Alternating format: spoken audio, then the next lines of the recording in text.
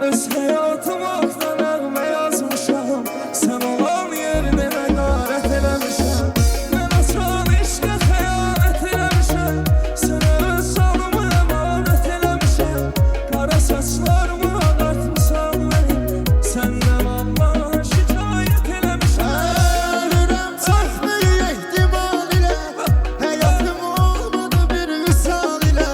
Mən müqəddəs sayaraq xəyal ilə. Qara gözlər bir ziyarət eləmişəm. Mən açan eşqə xəyanət eləmişəm.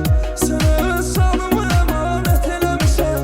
Qara saçlarımı ağartmışam mənim. Səndən Allah şikayət eləmişəm. Eybi yox özünə quyu qazan mənəm. Düşüb bu çöllərinə azan mənəm. Hələ bu mahnını yazan mənəm. Özü baxdın rəvayət eləmişəm.